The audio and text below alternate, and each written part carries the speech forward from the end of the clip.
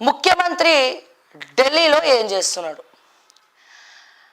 నిజంగా తెలంగాణ సాధించుకున్నందుకు బాధపడాలా లేకపోతే ఏడవాలా?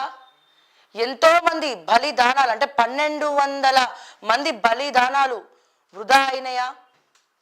ఎందుకంటే రాజకీయ నాయకుల కోసమైనా ప్రత్యేక రాష్ట్రం ఏర్పడింది, రాజకీయ నాయకుల లబ్ధి కోసమైనా ప్రత్యేక రాష్ట్రం ఏర్పడింది. తెలంగాణ ఘోష, తెలంగాణ ప్రజల బాధ, తెలంగాణ ప్రజల మనోవేదన, తెలంగాణ ప్రజల ఆర్తనాదాలు తెలుసుకునే నాయకుడు లేడా? మనసెరిగినటువంటి నాయకుడు లేడా? ప్రశ్నించేవారు లేరా? తెలంగాణకి ఎందుకు ఇంత కరువు వచ్చింది? ఎందుకు తెలంగాణ గుండె బరువు ఇంత ఎక్కింది? నిజంగా చాలా చాలా బాధ అనిపిస్తుంది. ఈ రోజున గురుకుల విద్యార్థులకు వరుసగా ఫుడ్ పాయిజన్ అవుతుంటే నిమ్మకి నీరెత్తకుండా ఉన్నటువంటి ఈ కాంగ్రెస్ ప్రభుత్వాన్ని ఏమని అడగమంటారు? అసలు అడగడానికి విద్యాశాఖ మంత్రే లేని ఈ తెలంగాణకు ఏ విద్యాశాఖ మంత్రి ఉన్నాడని చెప్పి వెళ్ళి ఏంది సార్ ఇది అని అడగమంటారు? తెలంగాణలో ముఖ్యమంత్రి ఉన్నాడా, అసలు ఆయనకి గుండె ఉందా అని అడుగుదామన్నా ముఖ్యమంత్రి వింటాడా లేదా కూడా తెలియనటువంటి పరిస్థితి. చెప్పినా వినరు. విద్యాశాఖ 10 సంవత్సరాలుగా, గత 10 నెలల్లో ప్రత్యేక రాష్ట్రం ఏర్పడిన తర్వాత గవర్నమెంట్ స్కూల్స్ కావచ్చు, గురుకులాలు కావచ్చు, ముఖ్యంగా ఎస్టీ ఎస్సీ మైనారిటీస్కి చెందినటువంటి నిధులు ఏవైతే ఉన్నాయో అవన్నీ కూడా డైవర్ట్ చేసినారు. అంటే విద్యకు ఇవ్వాల్సినటువంటి బలాన్ని, విద్యార్థులకు ఇవ్వాల్సినటువంటి బలాన్ని చేకూర్చలేకపోయినారు. ఒకవేళ ప్రభుత్వం ఇంత ఫండ్ అని చెప్పి రిలీజ్ చేసిన మధ్యలో బ్యూరోక్రాట్స్ తినేస్తున్నారు. అంటే ఐఏఎస్లు, ప్రిన్సిపల్ సెక్రటరీలు. ప్రజలకు ప్రభుత్వానికి మధ్యలో ఈ రోజున ఎవరున్నారా అంటే bureaucrats, government employees, government personal సెక్రటరీస్లు కావచ్చు, ఐఏఎస్లు కావచ్చు. వాళ్ళ కమిషన్ల కోసం, కాంట్రాక్ట్ల కోసం, వాటి కోసం వీటి కోసం, వీళ్ళు పోతే వాళ్ళు, వాళ్ళు పోతే వాళ్ళు, అందరూ కూడా ఈ రకంగా తయారవుతా ఉన్నారు. నిజంగా బాధ అనిపిస్తుంది. గురుకులాల్లో ఇంత విధ్వంసం జరుగుతూ ఉంటే, ఫుడ్ పాయిజన్ అవుతా ఉంటే, ఫుడ్ పాయిజన్ అవుతూ ట్రీట్మెంట్ పొందుతూ నిమ్స్లో విద్యార్థిని ఫుడ్ పాయిజన్ కారణంగా చనిపోతుంటే, చనిపోయిన తర్వాత తెల్లారి మళ్ళీ అక్కడే అదే గురుకులంలో ఇంకొంతమంది విద్యార్థులు అస్వస్థతకు గురవుతూ ఉంటే నిద్రపోతుందా ఈ ప్రభుత్వం? అక్కడ పోయి ఢిల్లీకి పోయి మా తెలంగాణకు ఎయిర్పోర్ట్ ఇవ్వండి, మా తెలంగాణకు ఎయిర్పోర్ట్ ఇవ్వండి, మేము ఎయిర్పోర్ట్ కడతామని చెప్పి మాట్లాడుతున్నటువంటి, పర్మిషన్లు అడుగుతున్నటువంటి మా ముఖ్యమంత్రి రేవంత్ రెడ్డి గారికి 100 కోటి నమస్కారాలు సార్. నమస్కారం సార్. మీలాంటి ముఖ్యమంత్రి నెవర్ బిఫోర్ ఎవర్ ఆఫ్టర్. విద్యాశాఖ మంత్రి లేని ఈ తెలంగాణకు అసలైన విద్యాశాఖ మంత్రి ఎవరు? ముఖ్యమంత్రి గారు. ఏది జరిగినా ముఖ్యమంత్రినే ప్రశ్నించాలి అన్న తీరు ఉన్నప్పుడు ఈ ఫుడ్ పాయిజన్ కి కారణం కూడా ముఖ్యమంత్రి రేవంత్ రెడ్డి గారే. సమాధానం చెప్పాల్సింది కూడా ముఖ్యమంత్రి రేవంత్ రెడ్డి గారే. ఈ రోజున ఎగేసుకొని మరి విజయోత్సవ సభలు ఎందుకు చేసుకుంటున్నారు? గురుకులాల విద్యార్థుల కన్నీళ్ల మీద, చనిపోయిన విద్యార్థి శవం మీద చేసుకుంటున్నారా విజయోత్సవ సభలు అని చెప్పి నేను అడుగుతా ఉన్నాను. ఏమి సాధించామని చెప్పి మీరు తెలంగాణ కోసం ఏడాది కాలంగా ఏం చేశారని చెప్పి విజయోత్సవాలు జరుపుకుంటున్నారో రేవంత్ రెడ్డి గారు దయచేసి సమాధానం చెప్పాలి. ఎందుకు అంటే తల్లిదండ్రుల ఘోష, వాళ్ళ కడుపు కోత, వాళ్ళు మింగలేక బతకలేక అట్లీస్ట్ మిడిల్ క్లాస్ ఫ్యామిలీలన్నా అప్పో చేసి ప్రైవేట్ స్కూళ్ళలో జాయిన్ చేస్తారు. అరే మేము ఇంత కూలి పని చేస్తాం, మా బిడ్డ ఇంత చదువుకుంటుంది. అరే ఒకప్పుడు ఐఏఎస్లు, ఐపీఎస్లు, కలెక్టర్లు అందరూ కూడా ఈ కూలీ నాలి పని చేసుకున్న వాళ్ళు రైతుల పిల్లలే ఉన్నారు. ప్రభుత్వ పాఠశాలలో చదువుకున్న వాళ్ళందరూ కూడా గొప్ప గొప్ప జీవితాలు ఇప్పుడు అనుభవిస్తూ ఉన్నారు. అందుకే ప్రభుత్వ పాఠశాలను నమ్మి, గురుకులాలను నమ్మి, రెసిడెన్షియల్ హాస్టళ్లను నమ్మి వాళ్ళ బిడ్డలను, ఆడపిల్లలను కూడా వాళ్ళ వదులుకొని వాళ్ళు స్కూల్లో చదువు సరస్వతి కటాక్షం కోసం అక్కడ పోయి జాయిన్ చేయించి చదివిపిస్తూ ఉంటే మొన్నటికి మొన్న మీకు గుర్తుందో లేదో ఏమన్నాడండి మన ముఖ్యమంత్రి గారు? అసలు ఎందుకు జాయిన్ చేయాలి? రెసిడెన్షియల్ హాస్టల్లో జాయిన్ చేస్తే తల్లిదండ్రులకు పిల్లలకు దూరం అవుతారు అంటారు. మరి వేరే ఆప్షన్ చూపియండి. ఇక్కడ గిలగిల కొట్టుకొని విలవిలలాడుతూ ఉన్నారు.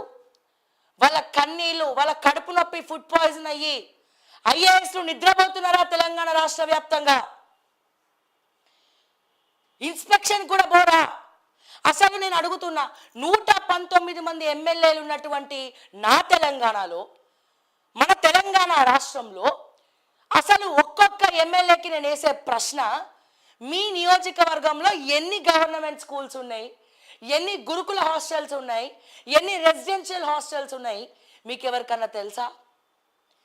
అన్నా వినాయక చవితి మండపం పెడుతున్నామే, వినాయకుడు మండపం పెడుతున్నాం అన్నా, నవరాత్రుల అమ్మవారి మండపం పెడుతున్నాం అన్నా, కొత్తగా బుల్లెట్ బండి కొనుక్కున్న, రిబ్బన్ కట్ నువ్వే చేయాలి, గదేదో షోరూమ్ నుంచి వాళ్ళు తెస్తారు కదా, మరి షోరూమ్కే తీసుకపోండి ఎమ్మెల్యేని, అక్కడికి వచ్చి రిబ్బన్ కట్ చేస్తాడు. అన్నా ఈరోజు షాపింగ్ మాల్ ఓపెనింగ్ ఉందిరా అంటే, మీ ఎమ్మెల్యేలని మేము గెలిపించుకుంది కారు ఓపెన్ చేయనికి, రిబ్బన్ కట్ చేయనికి, లేకపోతే బుల్లెట్ బైక్ కొనుక్కుంటే ఆ బుల్లెట్ బండకి వస్తావా అని పాట పాడినందుకు గది ఆ రిబ్బన్ కట్ చేయనికి, లేకపోతే ఎవరో ఒక ప్రైవేట్ షాపింగ్ మాల్ ఓపెన్ చేస్తే వాళ్ళ రిబ్బన్లు కట్ చేయనికే. ఓట్లేసి మీ ప్రచారాలు విని, మీ సుత్తి విని మేము మిమ్మల్ని గెలిపించుకుంది మీరు పోయి నియోజకవర్గంలో రిబ్బన్లు కట్ చేయనికా సార్ అని నేను 119 ఎమ్మెల్యేలను అడుగుతా ఉన్నా. ఒక్కడంటే ఒక్క ఎమ్మెల్యే అయినా మీ రెసిడెన్షియల్ హాస్టల్స్కి, గురుకులాలకి వెళ్ళి, సార్ మా గురుకులాల పరిస్థితి ఇది, మా గురుకులాలు ఇంత ఘోరంగా ఉన్నాయి మా నియోజకవర్గంలో, రేపటి రోజున ఏ ముఖం పెట్టుకొని ఓటు అడగాలి సార్ నా నియోజకవర్గ ప్రజలను? ఇప్పటికే 46 జీవో లేదు. నిరుద్యోగులు నా నియోజకవర్గంలో ఎగ్జామ్స్ రాస్తున్న నిరుద్యోగులు నాకేస్తున్నటువంటి ప్రశ్న సార్ ఇది, నేనేం సమాధానం చెప్పాలని చెప్పి వాళ్ళు అడుగుతారు. ఏ ముఖం పెట్టుకుంటారు? ఏ ముఖం పెట్టుకొని మీరు ఓట్లు అడుగుతారు వెళ్ళి? అరే ఇన్స్పెక్షన్కి పోండి సార్, ఐఏఎస్లు ఉన్నారు సార్, జిల్లా కలెక్టర్లు ఏం చేస్తున్నారు సార్? జిల్లా కలెక్టర్ అంటే జిల్లాలో ఏమేం జరుగుతున్నాయి ఏంది, ఆల్ ఆఫ్ సడన్గా ఇన్స్పెక్షన్ పోవాలి, గురుకులాన్ని మాకు సంబంధం లేదు, ఎవరో చూసుకోవాలి, సోషల్ వెల్ఫేర్ వాళ్ళు చూసుకోవాలి సార్. ఈ అన్ని డిపార్ట్మెంట్స్ని ఒక కలెక్టర్ జిల్లా ప్రాతిపదికన ఒక కలెక్టర్ హ్యాండ్ ఓవర్లో ఉంటాయి. ఒక కలెక్టర్, జిల్లా కలెక్టర్గా మీ బాధ్యత ఏంటి? మీ బాధ్యత ఏంటి? ఇన్స్పెక్షన్లు, విద్యార్థులు అల్లాడిపోతున్నారు సార్, పేదోళ్ళ కోసం అన్న జాలివడన్న పోయి పనిచేయండి సార్ ప్లీజ్. వెళ్ళి ఒక్కసారి ఇన్స్పెక్షన్లు చేయండి సార్ జిల్లా కలెక్టర్లు.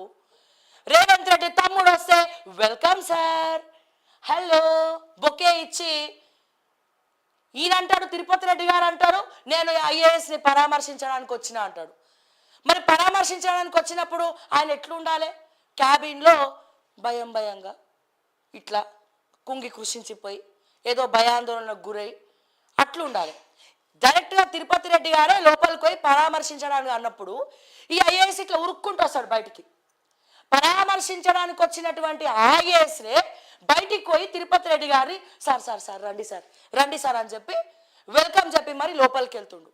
దీనికోసమా సార్ మీరు ఐఏఎస్లు అయినారు? దీనికోసమా సార్? ఎట్లాగో తెలంగాణ మొత్తం కూడా ఐఏఎస్లు దోచుక తిన్నారు అని చెప్పి ప్రపంచ వ్యాప్తంగా చక్కర్లు కొడుతుంది సార్. అరే తెలంగాణ ఐఏఎస్ల కాళ్ళ ముందర పెట్టినామని చెప్పి ప్రతి ఒక్కరు కూడా మాట్లాడుకుంటా ఉన్నారు సార్. ఈ రోజున కొద్దో గొప్ప మంచి ఐఏఎస్లు ఉన్నా వాళ్ళని కూడా మీరు చేయబట్టి వాళ్ళని కూడా అదే తోవ కిందికి చూడాల్సినటువంటి పరిస్థితి ఏర్పడ్డది సార్. ఒకరో ఇద్దరు నీతిమంతులు ఉంటే వాళ్ళని ట్రాన్స్ఫర్ చేసి పడేస్తారు. ఏమిటి కోసం మరి? ఏ మార్పు తెచ్చినారు? ఏ మార్పు సాధ్యమైంది? ఏ మార్పు కోసం ఈ రోజున ఏ మార్పు తెచ్చారని చెప్పి మీరు విజయోత్సవ సభలు చేసుకుంటున్నారో దయచేసి తెలంగాణ రాష్ట్ర ముఖ్యమంత్రిగా రేవంత్ రెడ్డి గారు సమాధానం చెప్పాలి సార్. మాకు చెప్పకండి, మీరు ప్రజలకు చెప్పండి.